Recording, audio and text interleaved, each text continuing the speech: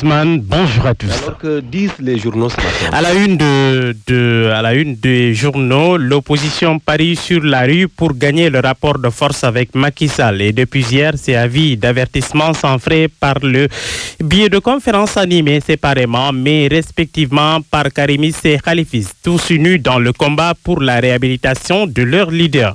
Et ce matin, la une de Sud se fige sur les récriminations des uns et des autres. Arrêt de la CEDEAO, radiation de Karim Wade des listes, procès en appel de Khalifa Sall.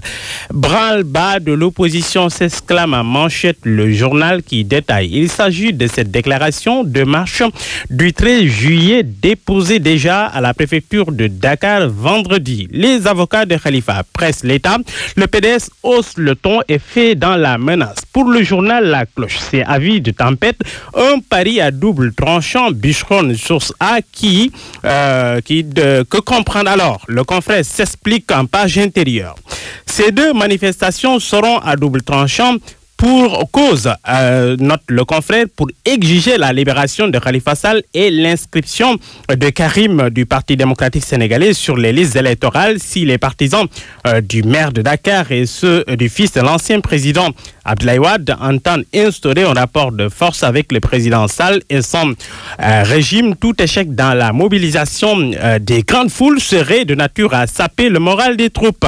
Les 9 et 13 juillet seront d'autant plus fatidiques que depuis belle lurette, l'opposition peine à faire adhérer l'opinion à sa cause. Ce malgré quelquefois le soutien de Y'en a marre. Paris risqué donc en cas de flop, note le confrère. Alham de Vox Populi avertit en tout cas, même si c'est pour d'autres raisons, notamment les malheurs associés au chiffre 13, date de la manifestation de l'opposition. Pour le confrère, il est à craindre car choisir un vendredi 13 pour envahir les rues de la capitale n'a rien d'anodin. Le vendredi 13 est un jour particulièrement redouté du fait des superstitions qui lui sont associées. C'est un jour maudit, mais en guise de conclusion pleine de morale et de sagesse wolof, yéene n'aigle, entendez et par extrapolation, ne souhaitez pas le malheur à autrui, car cela peut toujours retomber sur votre tête.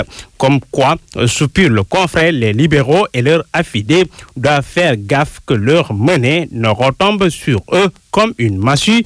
Maudit soit vendredi 13. Comme mijote Abdoulaye Wade de Doha, où il se trouve depuis décembre dernier aux côtés de son fils.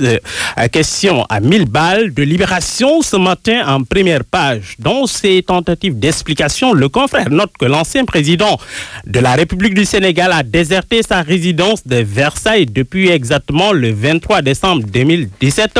Il a déposé ses bagages à Doha avec son épouse aux côtés de Karim. Et c'est de là-bas qu'on lui a notifié la radiation plutôt de son fils et des listes électorales.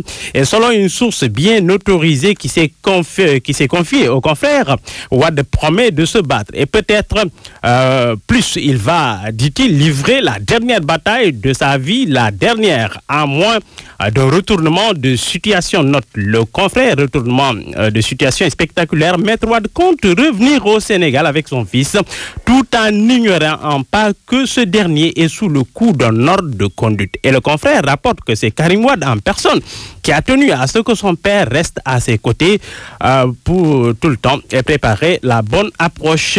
C'est lui qui insiste pour le mettre dans une posture radicale.